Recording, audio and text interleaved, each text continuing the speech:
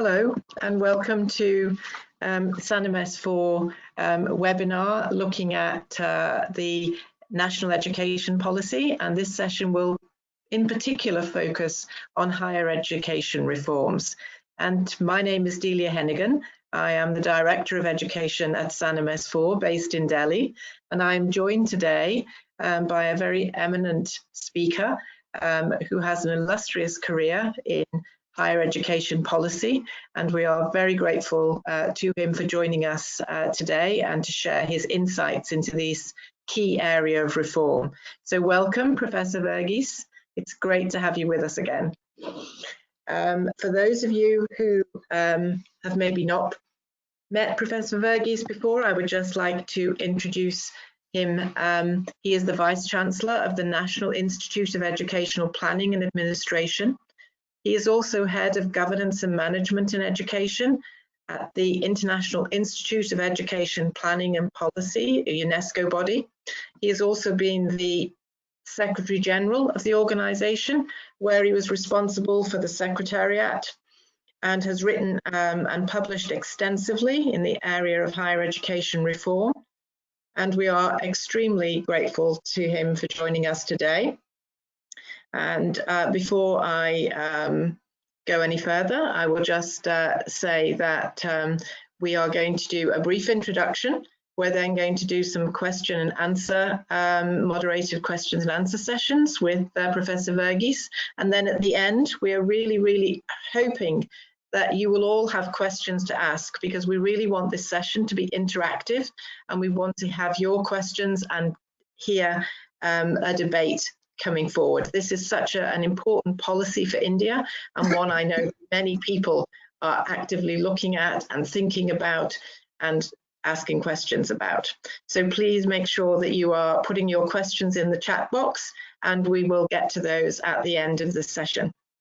So I'm now going to start today's webinar by asking Professor Verghese to do a brief introduction on his views on what are the key areas of reform that have been introduced by the National Education Policy in the higher education space.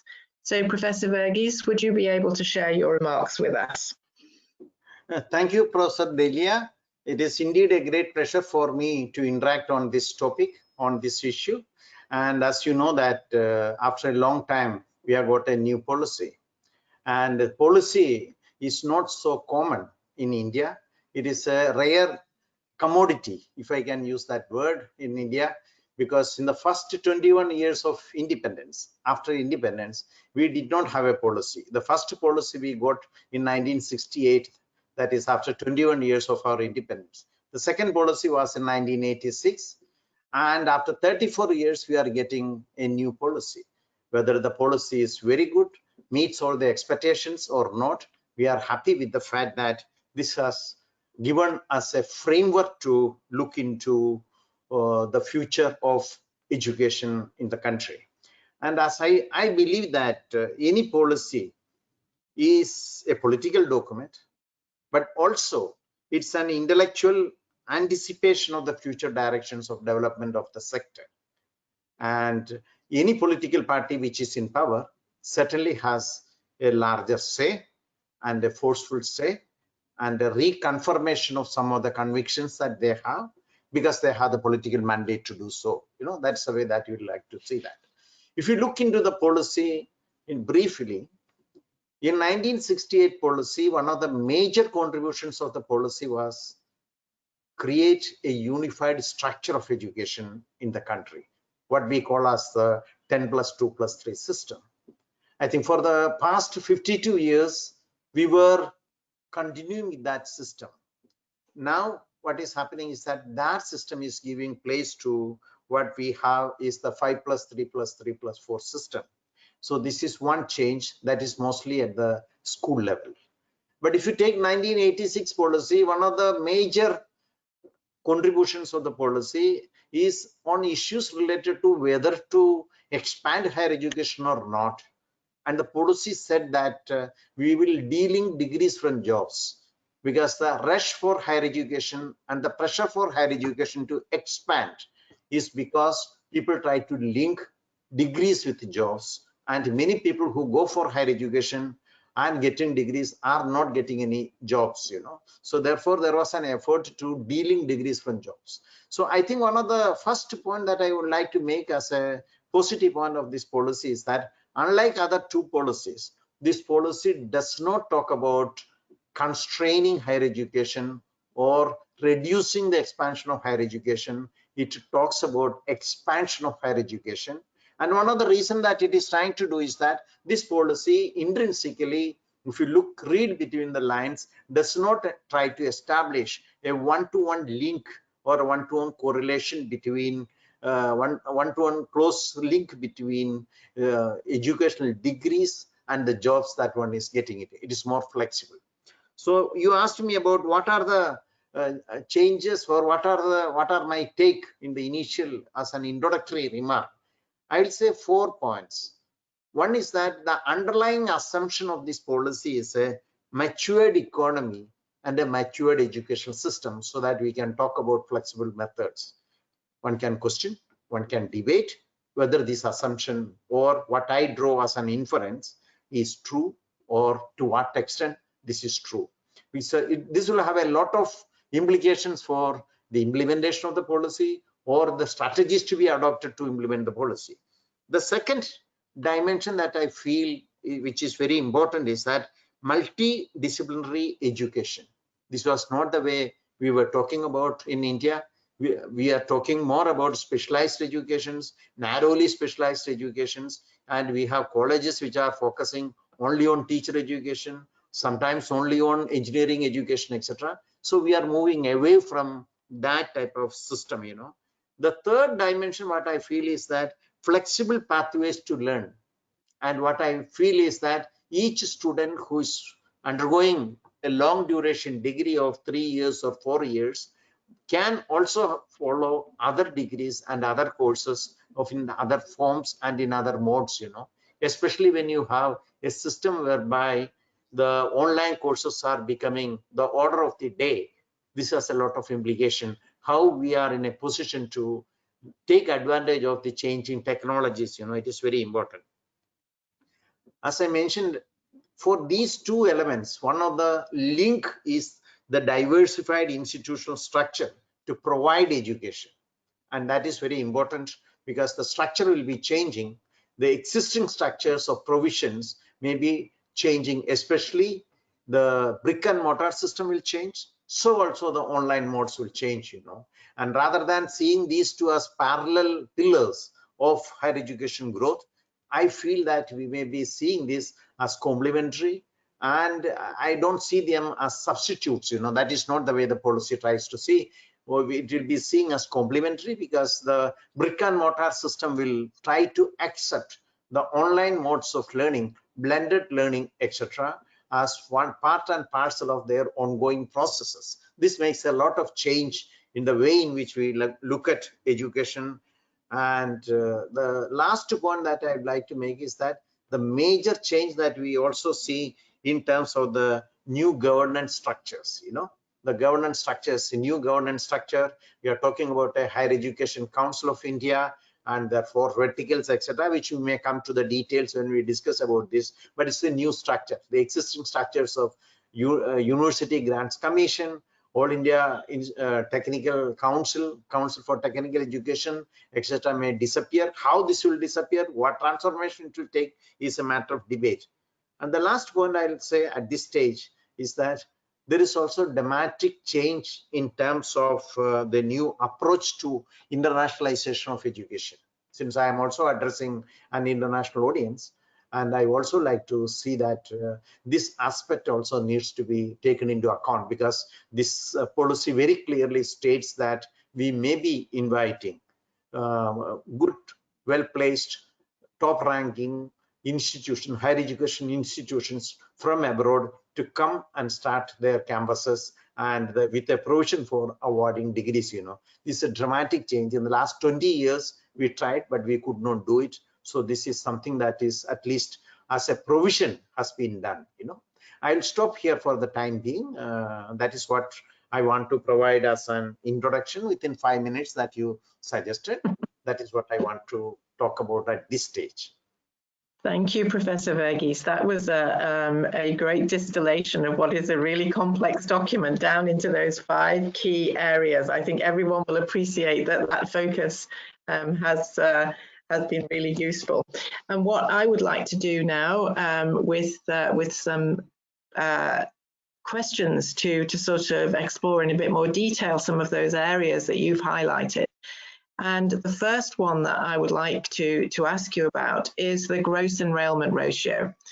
The NEP has stated that it aims to increase the GER in higher education, and that includes vocational education, so all types of higher education, from 26.3% where we currently stand to 50% by 2035. So in 15 years to move it from roughly, the mid-20s up to 50%. How do you think that that target will be met in the next 15 years? And why do you think it's important that the government has set out that target? Thank you very much for asking this question. This is an issue which is subject to a lot of discussion, both from the point of view of desirability and feasibility. Let me first say that in terms of desirability, it's an ideal goal that needs to be supported. But from the feasibility point of view, there are issues. If you look at the expansion of Indian higher education, Indian higher education sector used to be a slow growing, low GER, gross enrollment ratio sector till the turn of this century. Because when in the start of this century, we had around 8.3 million students and our gross enrollment ratio was only 8.1. What we find today is that we have more than 37 million students in the system, and also our gross enrollment ratio is 26.2 or 26.3. Why I'm making this point is that India has transited to a stage of massification of higher education. We have written about it, and it's a massification stage. Massification also poses a challenge of quality and other things that I am not trying to get into that. But what is important is that the private sector contribution of higher education in India, both in terms of enrollment and institutions, is substantial. Today, we have around 78% of the institutions in the private sector. That includes both aided and unaided sector, and nearly 64 to 65% of the student enrollment also you find in the private sector. So in other words, a private sector which used to be a dormant sector, a private sector that used to be a microscopic minority sector in the 1950s and 60s, after 50, 60 years is asserting as the major one. And one of the positive elements that you find the influence of private sector in this century is that suddenly the growth rates increased in higher education, and it touched even 2 digits growth rates in higher education in this century. And you will also find that 3 times increase that you find in the gross enrollment ratio. But coming to the target 2035, we will be having 50%. 50% is an aspiration level. Why it is an aspiration level? 50% indicates that we are universalizing higher education as per the Martin Trost definition of universalization of higher education. So this is a aspirational target that you are talking about. But if you look at the growth of higher education, if you divide in this century, the last 5 years, what we find is that in the first 13 or 14 years, we had a growth of enrollment of around 1.6 to 1.7 million every year, and more than 1.1 percentage point addition to gross enrollment ratio. But what we find in the last 5 years is a declining trend. I'm not saying that enrollment has declined, please. The rate of growth has declined. And as a result of that, nearly now, I think the yearly addition to higher education on average, if you take the last 5 years, it is only around 65 lakhs, 4.65 million instead of 1.5 or 1.6 million every year. And in terms of GER addition, we find that it is less than 1%. So therefore, it is very difficult for that. And the third dimension to GER is that where are the students coming from to go to higher education? Because if you look at the secondary school graduates, not the total enrollment, the graduates in the final year, and if you look at the admission to the first year of higher education, you find that it's already more than 90%. Under such situation, it is very, very difficult for us to expand higher education unless government makes severe efforts to expand secondary education, especially in the large states in India like Uttar Pradesh, like Bihar, like Madhya Pradesh, and many other places where educational development is relatively poor. And that is the way you can see. So I see that it's a desirable goal, but it's a very difficult goal in the given circumstances to achieve. So it needs a lot of concerted efforts in the backward regions, in the backward states of India, to expand secondary education so that the number of graduates coming out of secondary education will be much higher to seek enrollment in higher education. That's what I feel. Yeah, thank you, Professor Verghese. I think that particular statistic resonates with me because I spent, most of my career in UK higher education. And when I started as an academic, it was at the very beginning of the UK's aim to have 50% enrolment in higher education. 50% of 18-year-olds would go to higher education. And so I have lived through that aim in the last 3 decades, and we are now nearly there in the UK. But what we've seen is you've seen a lot of debate about whether that aim was really the correct one, because what we were doing was talking about university and academic higher education. So I'm really pleased that in this policy, the Indian government has recognized the value of vocational higher education that can be, sort of sitting alongside the more academic offering that maybe we are more used to. And I think having that value for both aspects of learning is very important. So I am very pleased to hear your response that you're talking about the fact that it includes vocational and that it also is about growing the pool because you're investing in your earlier stages of education. So that was a really interesting response to that, and I'm very much going to be following that with great interest, having had that as part of my own experiences as an academic. I wonder then if we can move on to another area of the policy that is of great interest, I think, to the audience, which is the restructuring and consolidation of Indian universities and colleges. And, this is again an area I'm sure where there will be lots of debate and lots of differing opinions. But I wonder, could you talk us through what that looks like from the policy perspective? So what will that restructuring possibly look like? And what do you think about the time frame for that process? So what is going to be achievable in the short, medium and long term?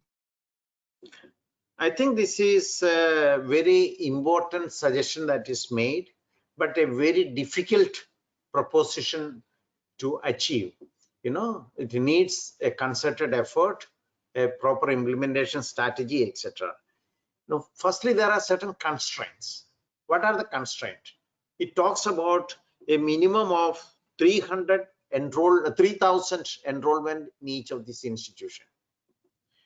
Today, there are 2,500 colleges out of 40,000 colleges, which is having only an enrollment of less than or equal to 100.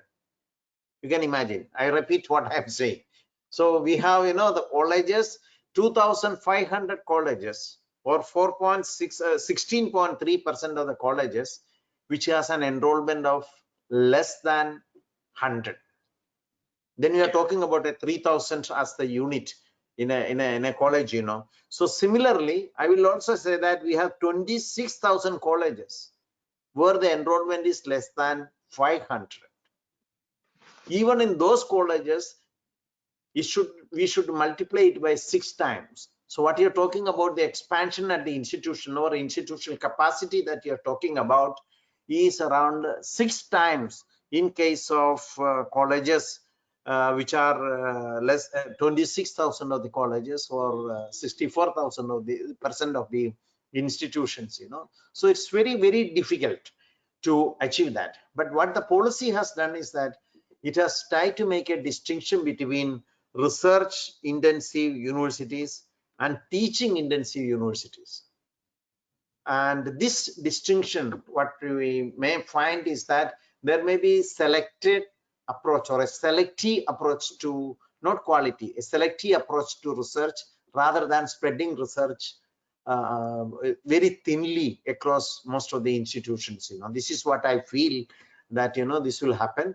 But it's a very, as I mentioned earlier, it's a very difficult thing. And why it is difficult? If we try to put all these institutions together to achieve the target of 3,000 students, then what will happen is that this will have serious repercussions and implications for socially disadvantaged groups, because many of the socially disadvantaged groups are staying or living in places with a scattered population, not concentrated population.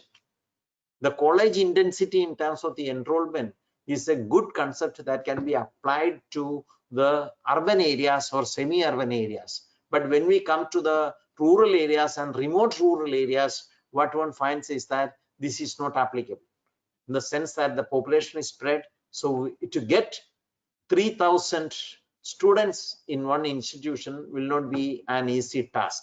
However, this division of institutions into research intensive and teaching incentive, provided the teaching incentive institutions will not take a position that we will not do research. We are free of doing research. If you do not that, because I strongly feel that thanks to the Humboldtian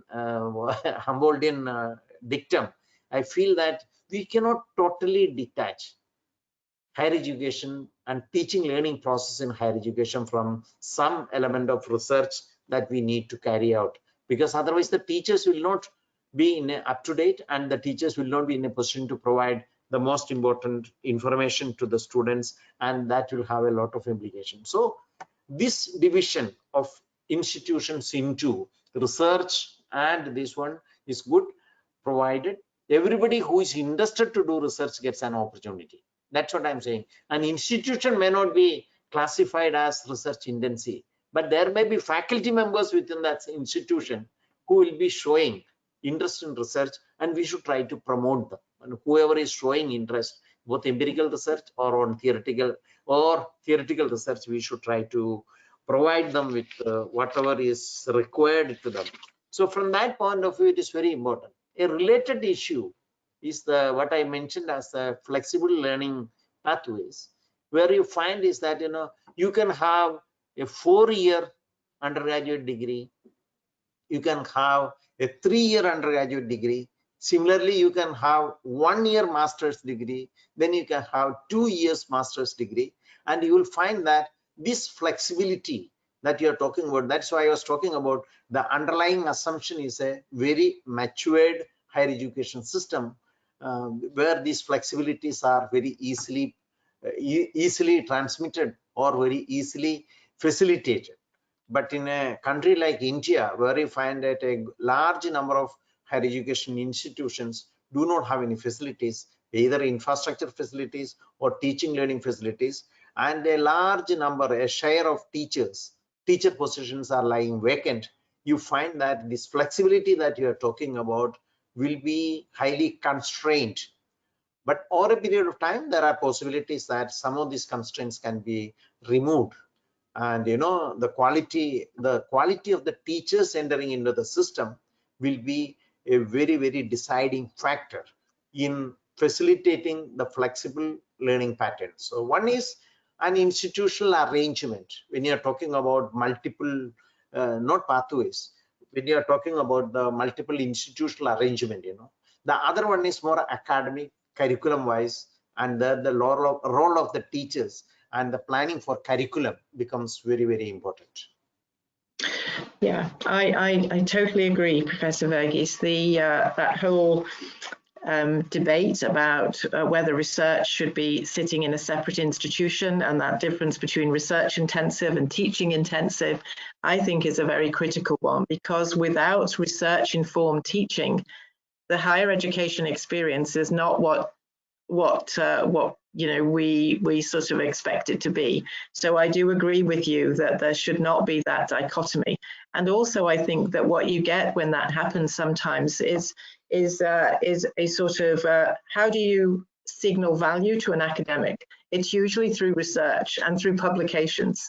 And if you are introducing a two-tier arrangement, then that can be a challenge. And maybe the best and the brightest are not going to gravitate towards what they see as teaching-only institutions, unless there is a signal that there is real value in that, is value in that as well for your career as an academic. So that's a really interesting area, and I think one that there will be much debate about.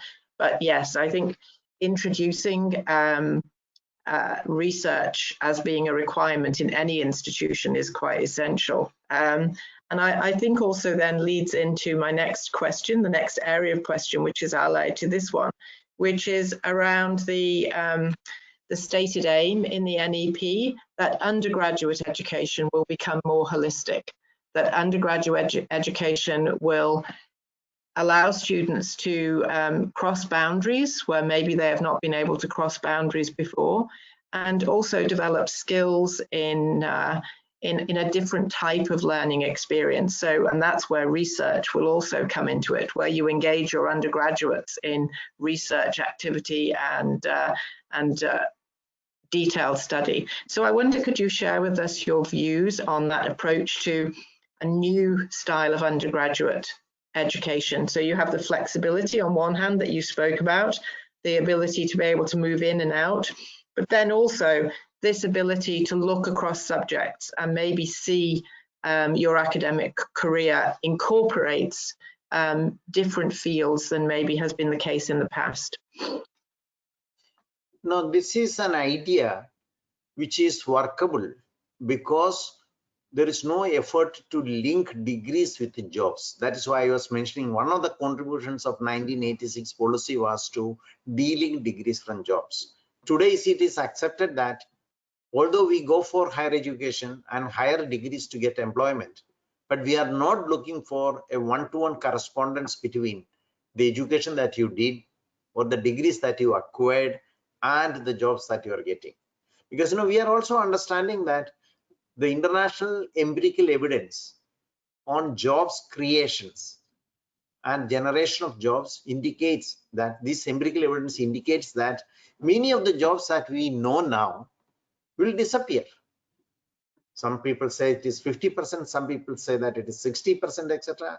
So therefore, it is very difficult for us to train for a particular job. And I feel strongly that that should be the scope of or motivation or the focus of a training institution rather than higher education institution and a university. So if you are talking about university sector and non-university sector, then one can talk about these linkages with the jobs and other things. You can have short duration courses. But the difficulty is that in a long duration course of 3 years or 4 years to get a degree, one cannot keep employment orientation or of a particular nature. I underline that. I'm not talking that there is no need for an employment orientation. What I mean to say is that is a flexibility that is introduced is to how to pick up, to develop the skills to pick up the skills rather than training in skills. Because the training in skills is a trainability attribute. So what we are producing by the higher education system is trainables, not trained person.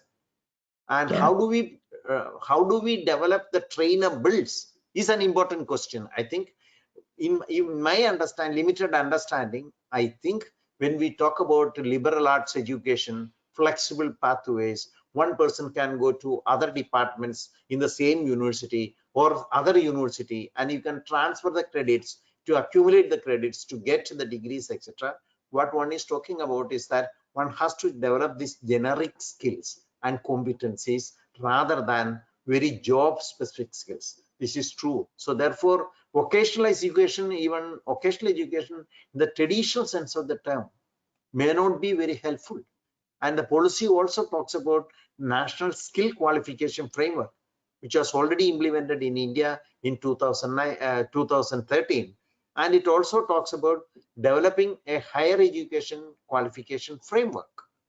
And I think at one point of time, UGC in 2014-15 was interested in doing that. And I was requested to develop the concept paper for that. We tried to do some work, but anyway, the work did not go further.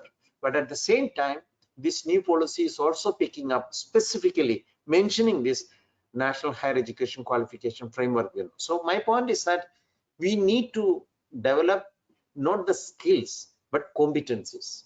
And the basic difference is that competencies is what the skills can do. And this development of this competency in the students is very important. It doesn't matter whether you follow history, economics, or electronics. There are certain qualities, there are certain competencies that every university graduate should have. And that's the way we should look into the whole skill, the gamut of skill, the basket of skills that we are talking about. That's the way I look at it. Yeah. And Professor Gus, how would you think that will come?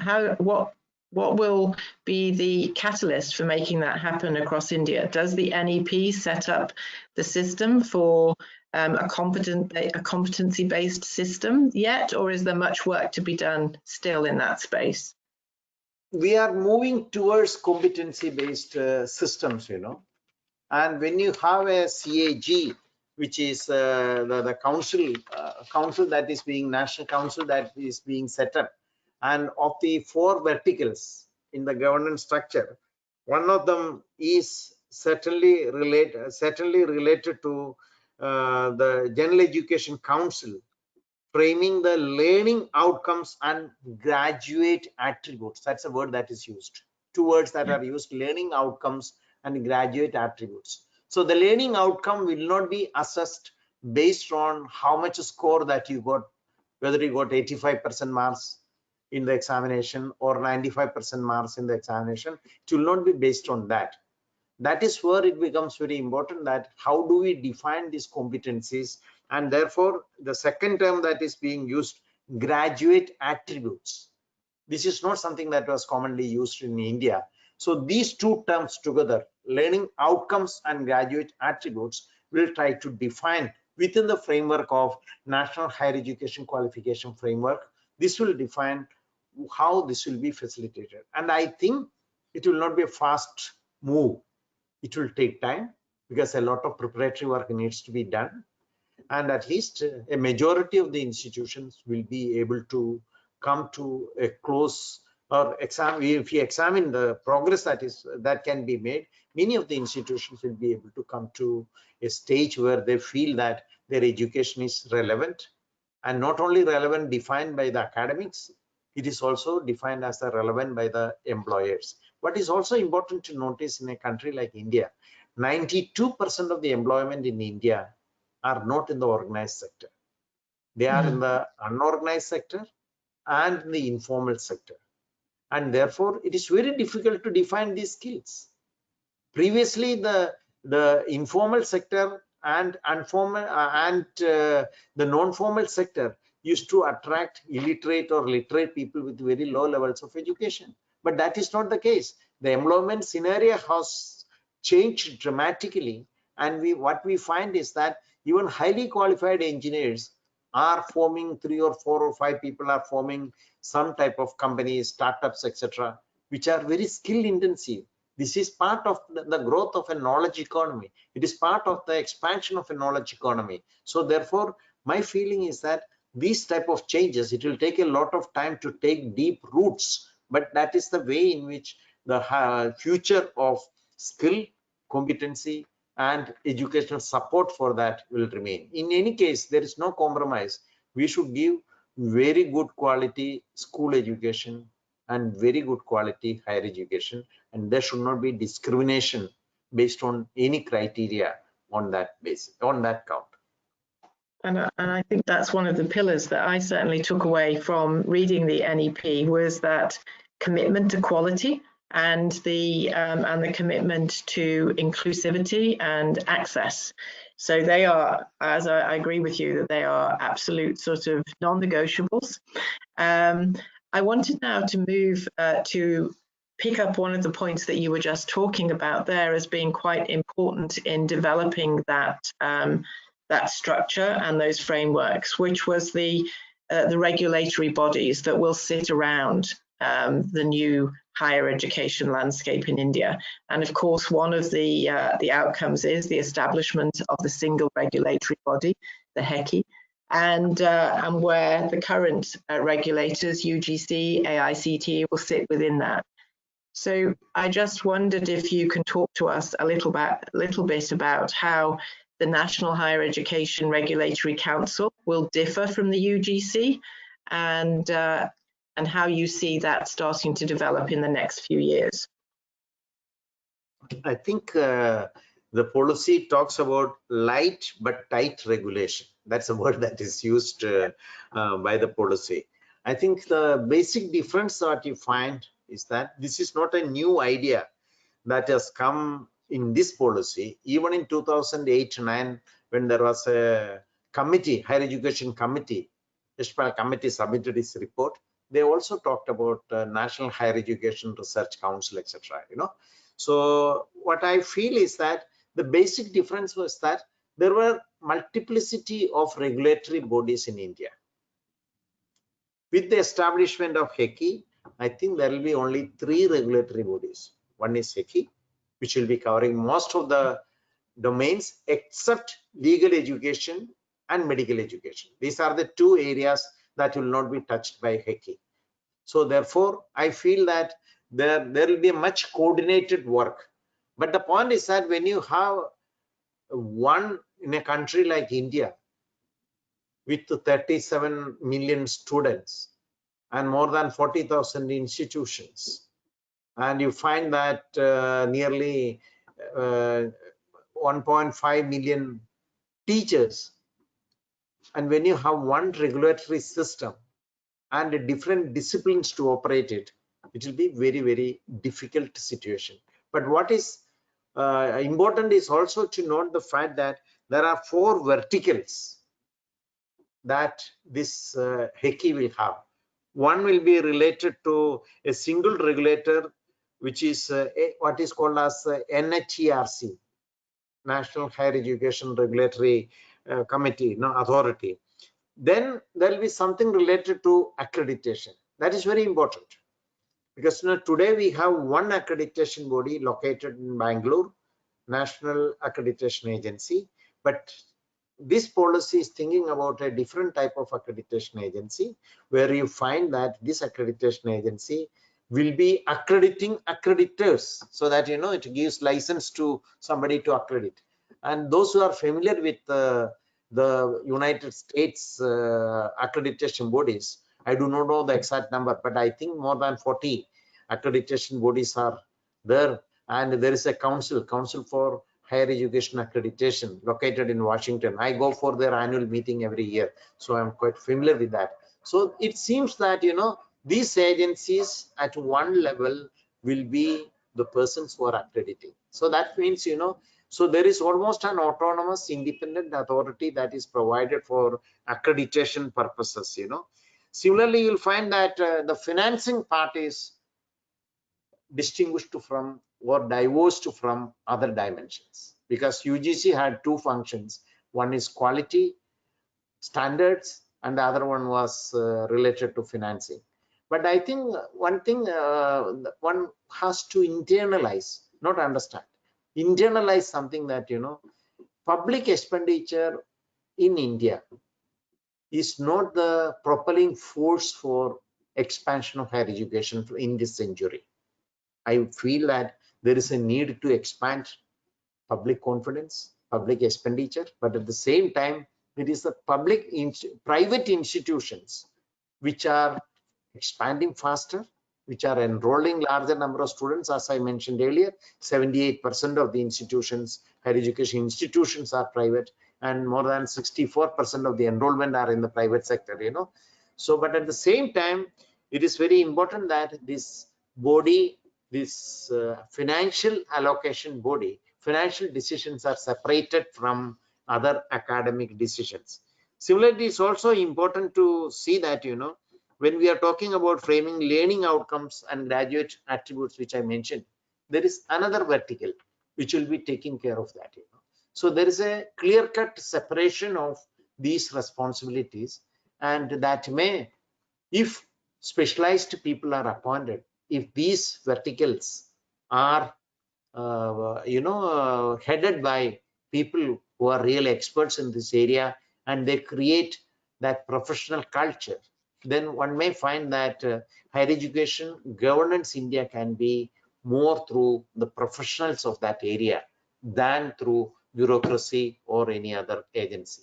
So UGC may disappear, but in what form it will disappear, when it will disappear, I'm not in a position to predict, but it will take time, because you cannot have a fast changing situation in this case, because it's regulation. When we move from one stage to the other, it should be very slow, and we should be very steady. Yeah, I agree. It's such a critical area that that risks can't be taken. So I would totally agree with you. I just wondered if to move on to another area, which we touched upon slightly earlier, which is the area of research. And I just wondered, how optimistic are you about the setup and implementation of the National Research Foundation? Which institutions, which stakeholders will benefit from this the most? The problem is that in India, so far as research is concerned, firstly, one has to make a distinction between the research training that is taking place. That is a monopoly of the universities. Whereas research knowledge production is concerned, in many respects, in many aspects, the knowledge production has moved away from the university. I am not saying that universities are not producing knowledge. When my point is that in the scientific research, we have CSIR, Council for Scientific and Industrial Research. In social sciences, we have ICCR. We have many institutions, and also many research institutions funded by them. And if you look into the publications that are coming out, the patents that are getting, we find that these research institutions outside the university system is also playing a very, very important role. So when you talk about the research, one part of the research is that how do we ensure that there is a research culture that is developed? That is very important, not only for producing knowledge, but also for transacting knowledge in a more effective way. So I will see that. That's why when I talked about the doctoral degrees, that is one area where the training for socialization for knowledge production, that still remains as a monopoly of the university. But India has only around 0.45% of our total enrollment for the doctoral programs. It's a very small, limited one. And you find that this is very important. And who will be getting this? One tendency that we find in India is that those people who are doing good research, they are getting funds again and again. When they ask for funds, the funding agencies are ready to provide. This is a good practice. I will not find any fault with the practice. But ultimately, when you look at from a dispassionate way, what one finds is that the research funds and the research activities are getting concentrated with certain institutions and certain individuals. It is getting concentrated primarily because they are very good researchers. So the effort needs to be that NRF, etc., the research should be that it should try to change or create a research culture in higher education, not only focusing on selected number of areas and selected number of people. That is the way it should be seen. How do we design that? We'll decide after 20 years, because, if you are talking about research, you cannot see the result immediately after 5 years or 6 years, after 20 years, if you are alive and if you try to look back and see that how this has contributed to the overall improvement, overall enhancement of research culture and research output in the country. I think you're right there, Professor Voxy. The culture change will take time, and this is why this is such an this policy document has a life cycle of decades, not short term, because it is trying to achieve huge changes in culture and mindset, as well as systems and processes. I just wanted to move now away from research and away from the broader brush of the reforms and dive a little bit into some of the other areas that are touched on and spoken about at length. And I know that Prime Minister Modi mentioned internationalization of higher education in his speech launching the NEP. So I wanted to focus with a couple of questions on internationalization, and then before we wrap up, also touch on that other key aspect, which is the implementation and adoption of tech into and online into education. But first, if I start with internationalization.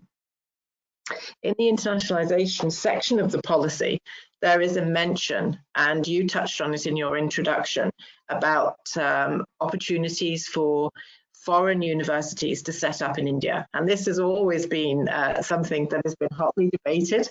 I certainly know that from my experience of being outside of Indian HE for some years. It was always a topic we were waiting to hear about.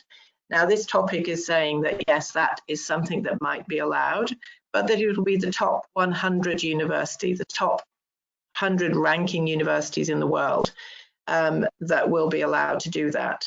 And I just wondered what you thought about that as a criteria, because, of course, you know, which rankings are we going to choose? And also there were many colleagues who will debate whether or not the top 100 will have necessarily what India is looking for in across the board in its higher education reforms. So I just wanted to ask you for your views on that. Do you think it will deliver the objectives of comprehensive internationalization? What do you think are the main risks and challenges and the advantages of this model of inviting universities to come to India and set up? Thank you for this question. I feel that internationalization is something which cannot be compromised. It's a necessary condition for growth of higher education in India. I will say that not higher education in India, because you cannot isolate knowledge production insulated from external influences, and therefore collaborations and cooperation with good universities and institutions is a very good thing. As we all know that when we talk about internationalization, there are 4 components that are discussed. One is the programs move, 2 the students move, 3 the institutions move, and 4 the teachers move. Out of that, India has been doing traditionally only focusing on students and teachers. And the student movement wise, India is doing very well. If you're talking about outward movement of students, we have around 3.05 or 305,000 students studying abroad. It's a large number. Number 2 position after China. But in terms of the programs, MOOCs, etc., we have the 2nd largest enrollment after United States. And only talking about the enrollment, not about the completion rates. Completion rates are less than 10% overall globally and also in India. But the institutional one is something where we had a lot of difficulties. India had some legislative measures initiated, and it was in the parliament, presented in the parliament, but could not pass through, and therefore it was already withdrawn. And this is the stage when we are finding now that we are coming back to the question of institutional. We have many other areas, you know, but we are coming to permit institutions to come to India. We permit Indian institutions to go abroad, and you find that many private institutions, if you go to Dubai, if you go to Mauritius and many other places, you will find many Indian institutions have established their own campuses there. However, we did not permit foreign institutions to have independent campuses, offer degrees, and teach and offer degrees. That was not permitted. So this policy does that. It will introduce a lot of competition. There are two ways in which, when you're talking about collaboration, that is going to help influence and also improve the quality of higher education system in general, at least in case of limited number of institutions.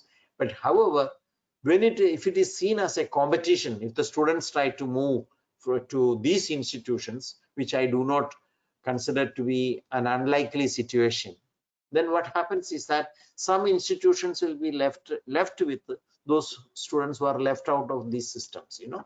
So you may find that instead of improving the overall quality, this can also lead to a situation of having a very high quality institutions and at the same time a large number of poor quality institutions, which is the situation now we have in India.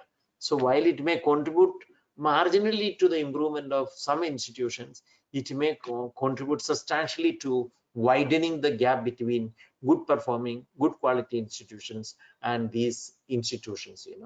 It all depends upon what will be the demand from the students. This top 100 universities, they will come. When they are coming to India, they will be seeing that there should be a market for it. They had to recover the cost, and also they had to make a marginal profit, even if they are not making extra profit. But India is also planning to make India as an education hub, because we get only around 47,000 students, total students. It is much less than 1/6 of the total number of students going abroad from India to pursue their studies in the foreign universities. So there is also efforts which are done, but the only thing that I maintain this Indian approach to internationalization is not based on a trade framework. It is not based on a framework where you feel that I always say that there are high cost, high return model in terms of rate of returns analysis and low cost, low return model. Indian model is low cost, low return. I make these points whenever I talk about internationalization, so it is not a new point that I am making. So therefore, in India, the difficulty is that how do we attract larger number of students and to make India as a hub? For that, we need to improve the institutional quality of higher education in India, and perhaps in the coming of foreign institutions and collaborations will help us to improve our own quality of institutions, improve our own image, and attract more students to India. That's what I feel.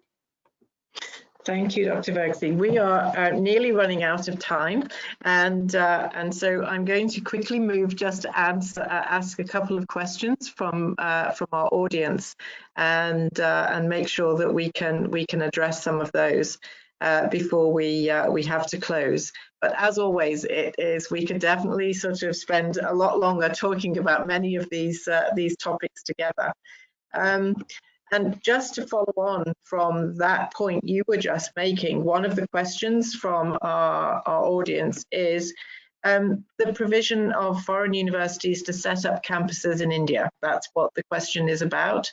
But the question is about how will this impact recognition? So, for instance, UK masters are not accepted in India. So that question, that point about the fact that UK masters, which are 1 year, are not technically recognized in India, where there is a requirement for masters to be 2 years long. How do you see those sorts of regulatory areas affecting the setup? What will be the outcome be for recognition of qualifications?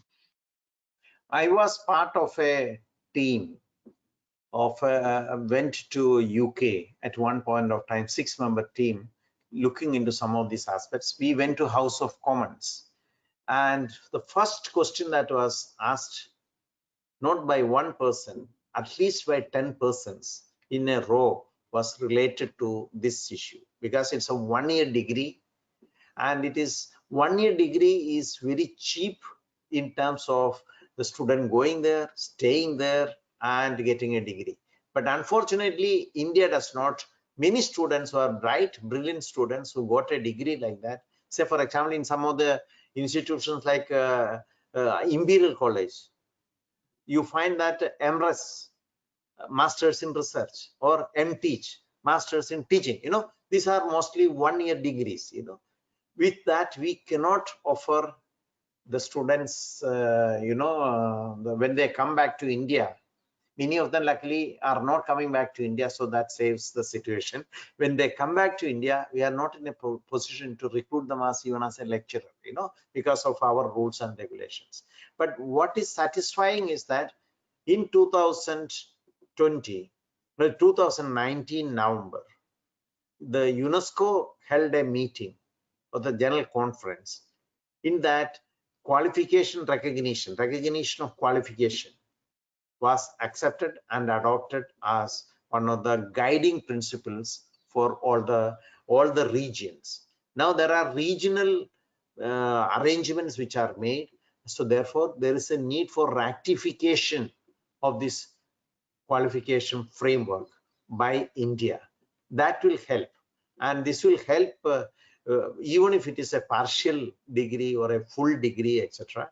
And this will not be based on the number of years that you spent or the duration of your course, but it will be based on what exactly are the contents of the course and how the contents of the course are comparable with the courses that are offered in India. So my point is that this will be a solution in the long run. When you are talking about a globalized system, if you are getting a flexible system, flexible learning pathways, if you have a degree from one institution or the other, whether it is from United States, UK, Australia, France, or Germany, or any other place, it should be recognized.